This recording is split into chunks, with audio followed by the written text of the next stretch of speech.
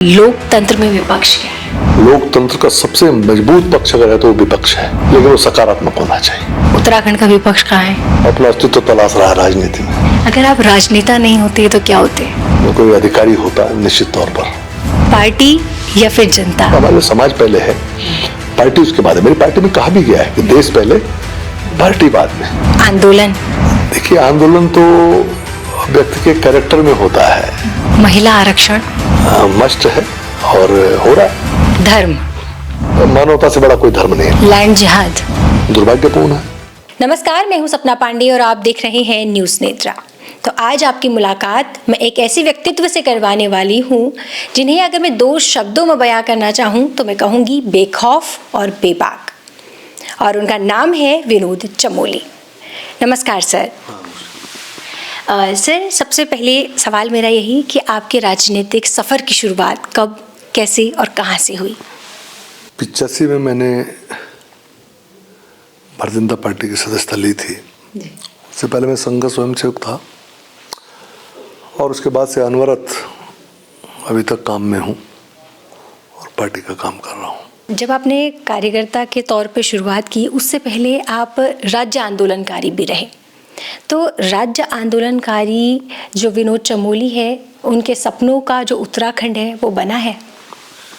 देखिए, राज्य का आंदोलन बाद में मुखर हुआ जी। पार्टी का काम मैंने पहले शुरू किया जी।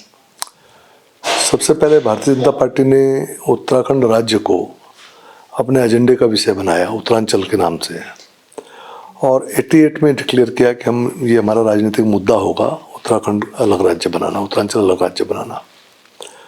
उस समय उत्तरांचल प्रदेश संघर्ष समिति बनी थी, पार्टी ने बनाई थी, और उसका मुझे जिलाध्यक्ष पहला मैं रहा उसमें। और उस समय से मूवमेंट शुरू हुआ, पार्टी मूवमेंट, जो बीजेपी ने जो राजनीतिक कार्यक्रम उसके बाद लेने शुरू किए। तो 89 में सबसे पहले जिलाधिकारी कार्यालय पर एक तालाबंदी का बड़ा कार्यक्रम हुआ था। उसमें लाठीचार्ज भी हुआ, हम लोग घायल भी हुए।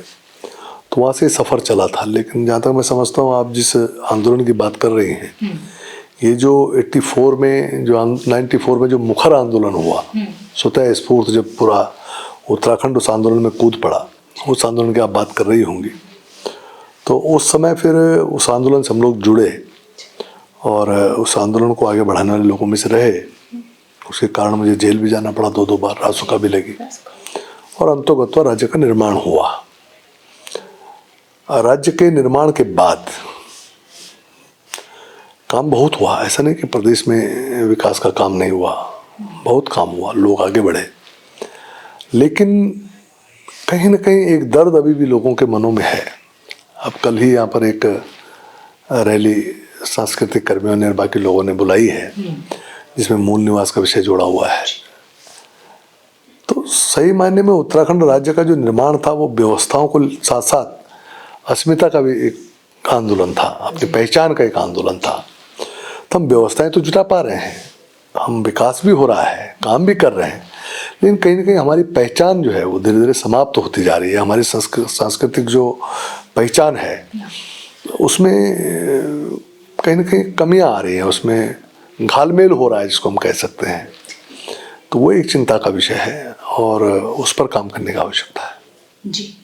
तो आप मेयर भी रहे, विधायक भी हैं, तो इसके बाद का क्या लक्ष्य, नई पारी? हमारे अपने कोई लक्ष्य तय नहीं होते हैं। हमारा लक्ष्य भारतीय जनता पार्टी को आगे बढ़ाना है, उसको मजबूत करना है, और जो हमारे मुद्दे हैं भारतीय जनता पार्टी, उन मुद्दों को धरातल पर उतारना है। उसके लिए हम लोग काम करते हैं। हमारे लिए क्या योजना होती है वो हमारा संगठन तय करता है, उसको हमारा किस रूप में उपयोग करना है ये संगठन का निर्णय होता है, और उस निर्णय के साथ हम लोग बंधे होते हैं, उस पर हम चलते हैं। तो पार्टी कोई योजना कर रही होगी तो ठीक है, नहीं है तो एक योजना में तो हमें लगा ही रखा है। विधायक तो हैं, क्षेत्र में काम तो कर रहे हैं, लेकिन अपना कोई एजेंडा नहीं होता है। तो अगर कल आपको पार्टी कहीं से सांसद बनने का मौका देती है, आपको, आप कौन से जो सीट है उसको चुनेंगे, या कहेंगे आपको लगता है कि आप उस सीट से आगे बढ़ सकते हैं? देखिए, पार्टी पहले तो 5 सांसद हमारे सिटिंग है, तभी दूर तक मुझे कोई ऐसी संभावना नहीं दिखती कि कहीं पर कोई स्थान रिक्त तो होगा। लेकिन अगर पार्टी कहीं भी लड़ाना चाहे तो, क्योंकि मेरे देहरादून में मेरा काम रहा है, तो देहरादून की सीट पर ही मैं ज़्यादा उपयोगी हो सकता हूँ, ज़्यादा मजबूत साबित होऊंगा। जिसमें मुख्य रूप से टिहरी सीट है, क्योंकि देहरादून में मैं मेयर रहा हूँ इतने सालों तक, नगर पालिका अध्यक्ष रहा हूँ, सभासद रहा हूँ, मेरा घर भी टिहरी सीट पर आता है। तो वहाँ पर मैं अपने आपको ज़्यादा कंफर्टेबल महसूस करूँगा अगर कहीं कोई इस प्रकार का विषय चलता है, लेकिन मेरी जानकारी में न तो ऐसा है और न ऐसी संभावनाएं हैं। तो स्मार्ट सिटी का कार्य को आप किस स्तर पर देखते हैं, क्योंकि एक नींव आपने कहीं ना कहीं उसकी रखी, और जब स्मार्ट सिटी के जिसकी ये नींव आपने रखी, आज वो कहाँ तक पहुँचा? देखिए, मेरा सौभाग्य रहा कि देहरादून नगर निगम के माध्यम से मुझे काफ़ी काम करने को मिला। पहले मैं नगर पालिका अध्यक्ष रहा 97-98 में। मेरे ही कार्यकाल में मेरे प्रयासों से देहरादून नगर निगम बना। बाद में मतलब देहरादून का विस्तार हुआ, उस समय एरिया एक्सपेंड हुआ। बाद में जब नगर निगम मेयर के तौर पर दूसरा टर्म था, तो उस समय फिर इसका विस्तार हुआ। तो देहरादून शहर का 2 बार विस्तार हुआ, दोनों बार मेरे हाथ से हुआ, जिसके कारण आज देहरादून का स्वरूप दिखाई पड़ता है। बहुत सारे बुनियादी काम उस समय हुए हैं। उन बुनियादी कामों में एक देहरादून को स्मार्ट सिटी की फहरिस्त में शामिल करना भी एक बड़ा काम था। तो 2-3 बार प्रयास करने के बाद, जब काफ़ी प्रयासों के बाद फिर फाइनली हमको सफलता मिली, देहरादून एज स्मार्ट सिटी केंद्र की योजनाओं में सम्मिलित हो गया। लेकिन उसके बाद क्योंकि मेरा टर्म लगभग ख़त्म हो गया, टेन्योर ख़त्म हो गया, और मुझे बाहर आना पड़ा। मैं यहाँ विधायक था, उस समय विधायक और मेयर दोनों पदों पे था मैं 1.25 साल तक, तो मुझे वो छोड़ना पड़ा। तो मुझे मलाल है कि जिस सोच के साथ मैंने स्मार्ट सिटी का ब्लूप्रिंट तैयार किया था, जो मेरा ब्रेन चाइल्ड था, उसको उस प्रकार से धरातल पर नहीं उतरा जैसा मैं चाहता था। मैंने समय समय पर बातें की हैं, उसमें ब्यूरोक्रेट्स ने तमाम मनमानी की, जो मुझे लगता है, और एक अनियंत्रित डेवलपमेंट प्रोसेस यहाँ पर चला, जिससे बहुत पैसा व्यय हुआ। लेकिन एक प्लान्ड वे में जिस तरह से चीज़ें हो सकती थी वो नहीं हो पाई। जो कि उस समय जो डीपीआर मैंने नगर निगम में स्वीकृत किया था, उस डीपीआर में जिस प्रकार की योजनाएं थी, जिस प्रकार चीज़ें सम्मिलित थी, वो कालांतर में बदल गई, तो वो चीज़ नहीं हो पाई। तो उसका मुझे मलाल रहेगा, लेकिन मेरे को वो काम करने को मिला नहीं, मेरे हाथ में था नहीं। इसलिए मैं बात ही कर सकता हूँ, उसमें कुछ ऐसे बहुत ज़्यादा करने का मेरे हाथ में था नहीं। जी, लेकिन अगर स्मार्ट सिटी के काम को आज देखेंगे, मेरा एक कार्यक्रम भी है सवाल एक जवाब एक। जब मैंने जनता से जाके पूछा तो उनके लिए तो ये जी का जंजाल बना हुआ है। वो कहते हैं कि आज सड़क बनती है, कल किसी और चीज़ के लिए खोद दी जाती है। तो इसमें किस चीज़ की आपको लगता है एक विधायक के तौर पर कि किस चीज़ की, और आप मेयर भी रहे हैं, तो क्या चीज़ है जो इसको पूरा नहीं होने दे रही है?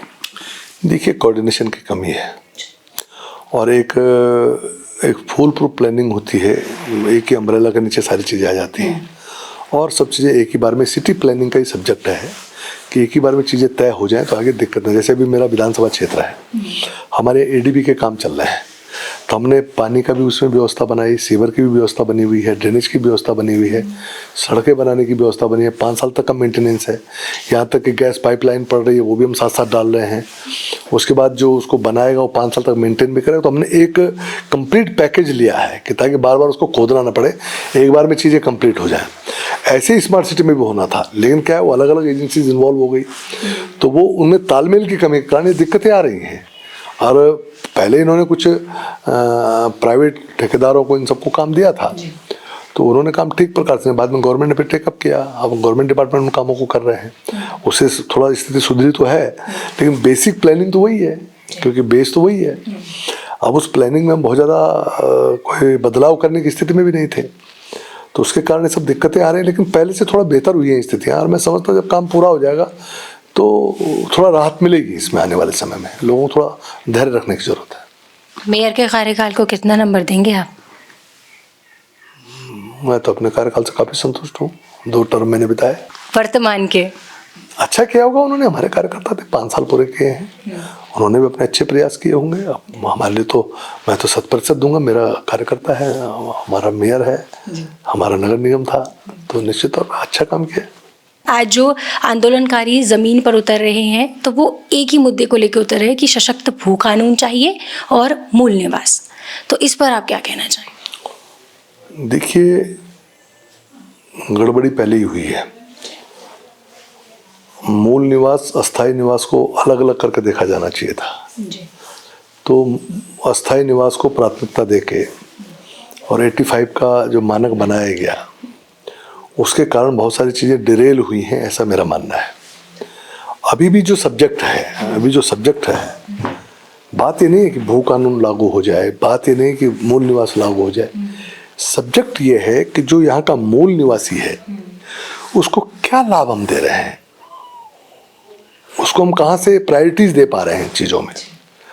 तो हम अगर 1950 का अगर मान लेते हैं और उसके बाद भी अस्थायी निवास की व्यवस्था चलती है, तो अल्टीमेटली हर चीज़ में अस्थायी निवास चलता है। तो मूल निवास को एडवांटेज कहाँ से है? हम 1950 पर भी अगर जाते हैं मूल निवास पर, जो कि एक केंद्र की व्यवस्था है, संवैधानिक व्यवस्था है कि 1950 का मानक हम लेंगे, लेकिन ये 1950 वाले, जैसे हम लोग जिनकी पैतृक पूरी हिस्ट्री यहाँ पर है, हमको और जो 85 के बाद जिनका हमने स्थायी निवास बना दिया, हम दोनों में अंतर क्या है, इस अंतर को डिफाइन करना और उसमें जो मूल निवासी है उसको एडवांटेज देना, ये मूल सब्जेक्ट है। मुझे एक भय ये भी लगता है कि हम भू कानून तो लागू कर देंगे, ठीक हो गया, लेकिन जो वैल्यू है क्षेत्र की, जो लैंड वैल्यू है, वो वैल्यू इमीडिएट गिरेगी।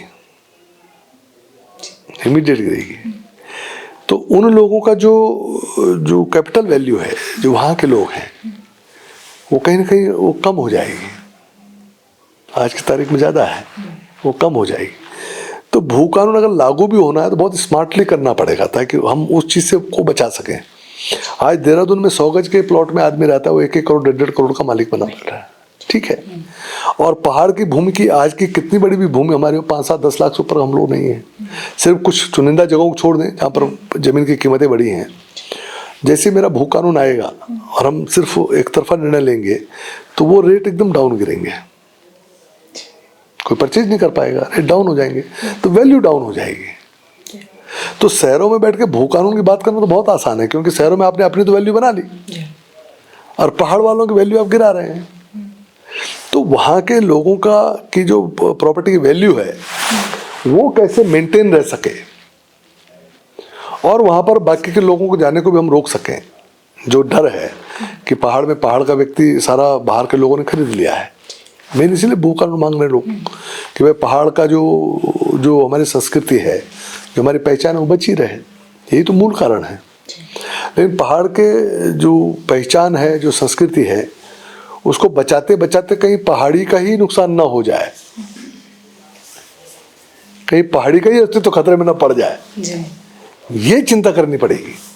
ये हमको देखना पड़ेगा आखिर कि कैसे हम आगे बढ़े। ये काफ़ी गंभीर विषय है और मुझे अच्छा लगा कि मुख्यमंत्री जी ने इस पर एक समिति भी बनाई है कि उस सारे पहलुओं पर बात करते हुए फिर आगे बढ़ेंगे। क्योंकि सीधे सीधे एक लाइन में कह देना कि भू कानून लागू कर दो, प्रतिबंधित कर दीजिए, पर्याप्त नहीं है। हाँ, शुरुआत हम कर देते तो फिर चीज़ें वैसे चलती।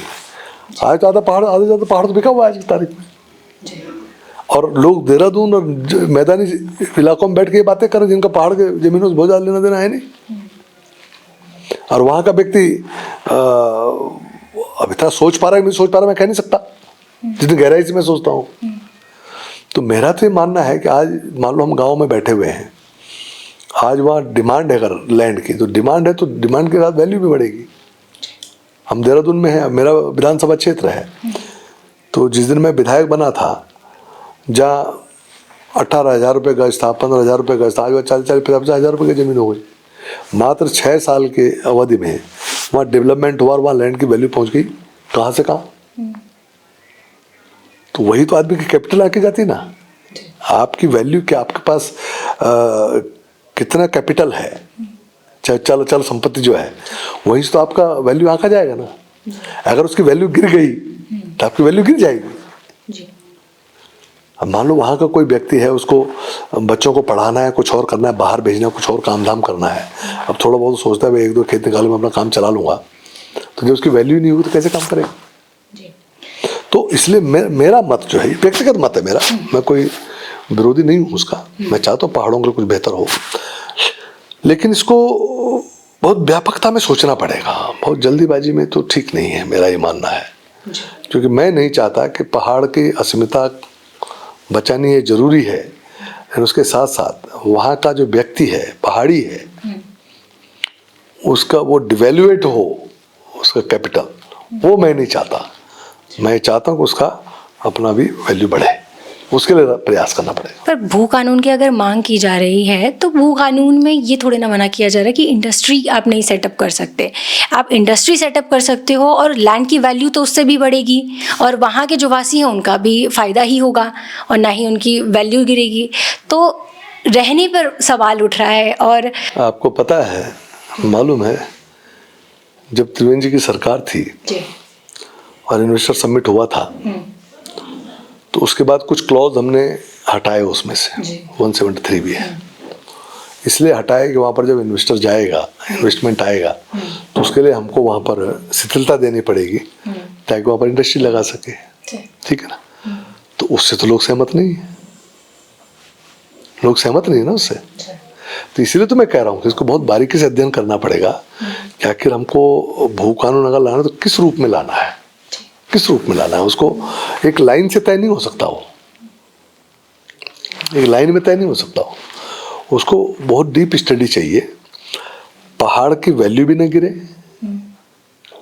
और वो बचा भी रहे, उसका एसेंस बचा रहे, उसका कल्चर बचा रहे, उसका अस्तित्व बचा रहे, ये बहुत महत्वपूर्ण है। साथ साथ उसकी वैल्यू न गिरे, ये भी हमको समझनी पड़ेगी। तो ये बहुत सेंसिटिव मैटर है फ्यूचर के पॉइंट ऑफ व्यू से।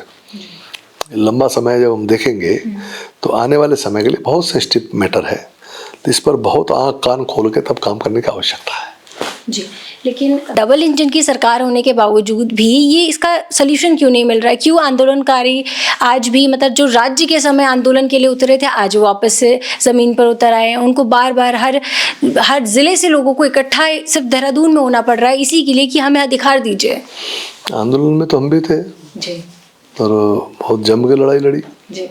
आगे भी कोई ऐसी स्थिति बनेगी तो जम के लड़ाई लड़ेंगे, राजनीति भी पीछे छोड़ देंगे। लेकिन अभी वो स्टेज नहीं है। सरकार ऑलरेडी उन सब विषयों पर गंभीर है। हमने पहले भी भू कानून के लिए ऑलरेडी कमेटी बनाई है, उस कमेटी की रिपोर्ट आ रही है। उसके बाद फिर हमने एक कमेटी और गठित की ताकि जो बातें मैं कह रहा हूँ उसका अध्ययन किया जा सके कि उस भू कानून इस शेप में आए कि वहाँ के लोगों को नुकसान ना हो। तो हमारी बातचीत हो रही लगातार, तो इसीलिए सब एक्सरसाइजेज चल रही हैं। तो आज हमारी अपनी सरकार है, पहले हम उत्तर प्रदेश का हिस्सा थे, राज्य की मांग की थी। आज हमारी अपनी सरकार, हमारे अपने लोग बैठे हैं, वो स्वयं में चिंता करते हैं, हमारी वो स्वयं में चिंता करते हैं और वो सब पहलुओं पर विचार करके फिर आगे बढ़ रहे हैं। तो आज कोई बहुत मुखर आंदोलन की आवश्यकता नहीं है। आज तो थोड़ा धैर्य बना के रखने की आवश्यकता है कि जब तक चीज़ें ठीक हो रही हैं, धरातल पर आते हैं, तब तक थोड़ा सा सहयोगात्मक रवैया चाहिए। बहुत मुखर होकर बहुत दबाव बना के कोई जल्दीबाजी में कोई निर्णय करा ले तो कल उसके नुकसान भी हो सकते हैं। बहुत सारे निर्णयों पर आपने देखो कि बाद में विड्रॉ करना पड़ता है। इसी भू कानून को लेकर पहले 500 गज की व्यवस्था थी, 500 स्क्वायर मीटर की।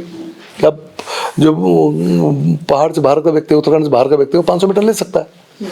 खंडूड़ी जी आए तो उसको हमने 250 मीटर कर दिया उस समय, फिर 500 कर दिया। तो ये तो सिस्टम चल ही रहा है, ऐसा थोड़ा ना कि इसमें कुछ नहीं हो रहा है। ये तो ऑलरेडी किया ही जा रहा है, ये पहले भी हुआ है। लेकिन अब जो भू कानून की मांग हो रही है उसको किस शेप में लाना है, ये तो बात करनी पड़ेगी ना। वरना पहले भी प्रतिबंधित था, मुझे याद है पहले 500 मीटर का था।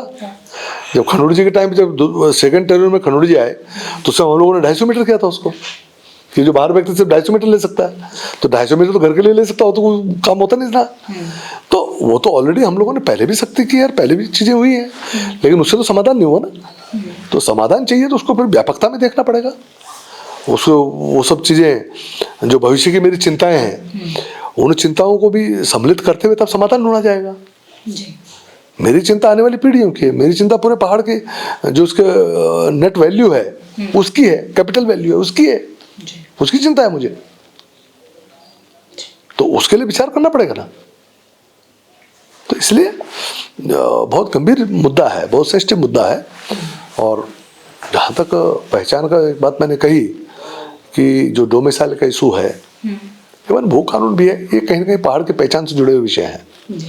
तो हम लोग उस संघर्ष में पूरी तरह मनोयोग से साथ हैं। लेकिन योजनाओं के मामले में, नियमों के मामले में, नीतियों के मामले में हम बहुत जल्दीबाजी नहीं कर सकते और कोई दबाव में लेकर कोई उल्टा सीधा निर्णय हो गया और कल उसका नुकसान हो गया, वो नहीं कर सकते। उसके लिए थोड़ा सा समझदारी से काम लेने की आवश्यकता पड़ेगी। जी। ये अब भू कानून के अलावा अगर हम क्राइम रेट की बात करें, लगातार उत्तराखंड में क्राइम में वृद्धि देखी जा रही है, और अगर हम महिलाओं को लेके, जिस राज्य को बनाने में महिलाओं का इतना बड़ा योगदान रहा, आज उसी राज्य में अगर महिलाएं सुरक्षित ना हो तो इस राज्य के लिए भी शर्म की बात है।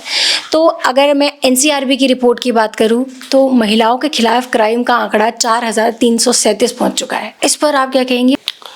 देखिए, दो अलग अलग विषय हैं। एनसीआरबी की जो रिपोर्ट है, उसी रिपोर्ट में ये भी कहा गया है कि उत्तराखंड में रेट बहुत कम है पूरे देश की अपेक्षा में, और पुलिसिंग जो हमारी है वो बहुत अच्छी है पूरे देश के अन्य प्रदेशों की तुलना में। फिर भी हम देवभूमि हैं, हम तो किसी एक भी महिला के साथ, एक भी बालिका के साथ कोई अपराध घटे तो हमें नहीं चाहेंगे किसी भी कीमत पे, और वो टॉलरेबल नहीं है। तो उसके ऊपर में जो भी सख्ती हो सकती है, काम करने की आवश्यकता हम लोग कर रहे हैं, ऐसा नहीं कि नहीं कर रहे हैं। जहाँ तक समाज को बदलने का सवाल है, वो एक लॉन्ग टर्म प्रोसेस है, और एक सोशल थॉट है कि भाई समाज को बदलना है, संस्कार आएंगे तो समाज बदलेगा। तो एक लॉन्ग टर्म प्रोसेस है, उसको हमको करते रहना चाहिए, उसका अभ्यास हमेशा होते रहना चाहिए, परिवारों में उसका प्रयास करना चाहिए। लेकिन कानून का अपना स्थान है, कानून का भय काम करता है। तो मेरा ये मानना है, और हम लोगों ने किया भी है, ऐसा नहीं कि हम लोगों ने कोई ढिलाई की है, कि कभी भी इस प्रकार की घटनाएं होती हैं तो सरकार संजीदा है, संवेदनशील है, उस पर कार्रवाई करती है, हमारी पुलिस एक्टिव है, उस पर उस क्राइम को रोकने का प्रयास करती है, और प्रॉम्प्ट होने की आवश्यकता है, क्योंकि उसकी तो कोई सीमा नहीं है। हम जितना अच्छा कर सकते हैं करना चाहिए, तो क्राइम तो नहीं होना चाहिए। लेकिन ऐसा नहीं कि इतनी भयावह स्थिति हो जाए कि हम उसको बहुत ही स्थिति खराब बोल दें, तो वो उचित नहीं है। क्योंकि जब हम पूरे देश का पूरा सिनेरियो देखते हैं तो उसमें उत्तराखंड की स्थितियाँ बहुत बेहतर हैं आज भी। छठे सातवें पायदान पर है क्राइम के। नहीं, आज भी हमारा जो रिकवरी रेट है बहुत अच्छा है। और जहाँ तक महिलाओं का प्रश्न है, तो महिला डोमिनेशन में उत्तराखंड जो अगर अन्य राज्यों की अपेक्षा बहुत आगे है, बहुत आगे। लेकिन उत्तर प्रदेश से भी ज़्यादा जो है दर से यहाँ क्राइम का रेट बढ़ा है महिलाओं के मामले में। थोड़ा सा जो हमारा सजा देने की जो प्रक्रिया है न्यायालयों का है, ये थोड़ा सा और फास्ट हो जाए, जैसे पूरे प्रयास हो रहे हैं पूरे देश के अंदर, तो फिर कुछ फर्क पड़ेगा इस पे। क्योंकि दिक्कत क्या है कि न्यायालयों में मामले हमारे बहुत लंबित रहते हैं, बहुत लंबे समय तक रहते हैं। तो न्याय प्रक्रिया में थोड़ा सा तेजी लाने की आवश्यकता है, और तेजी आएगी तो पूरे देश के अंदर इसका प्रभाव पड़ेगा। तो आप जल्दी जल्दी अगर सजा देंगे, जल्दी जल्दी लोगों को दंडित करेंगे, तो उसका इम्पैक्ट जाएगा और इस पर गिरावट आएगी, इसको संभालने में आसानी पड़ेगी। मेरा इसमें एक सेगमेंट होता है जिसे है रैपिड फायर राउंड। मैं आपसे प्रश्न पूछूंगी, मैं चाहूँगी कि आप उसे एक एक शब्द में उसका जवाब दें। लोकतंत्र में विपक्ष क्या है? लोकतंत्र का सबसे मजबूत पक्ष अगर है तो वो विपक्ष है, लेकिन वो सकारात्मक होना चाहिए। उत्तराखंड का विपक्ष कहाँ है? अपना अस्तित्व तलाश रहा है राजनीति में। अगर आप राजनेता नहीं होते तो क्या होते? कोई अधिकारी होता निश्चित तौर पर। पार्टी या फिर जनता? हमारे समाज पहले है, पार्टी उसके बाद है। मेरी पार्टी में कहा भी गया है कि देश पहले, पार्टी बाद में। आंदोलन? देखिए, आंदोलन तो व्यक्ति के कैरेक्टर में होता है। महिला आरक्षण?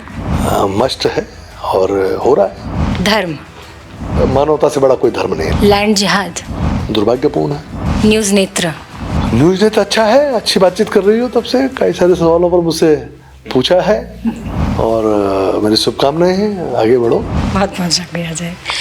तो ये थे विनोद चमोली जी, जो कि जनता की आवाज़ है, इसलिए शायद इनकी बेबाकी के यहाँ की जनता है वो कायल है।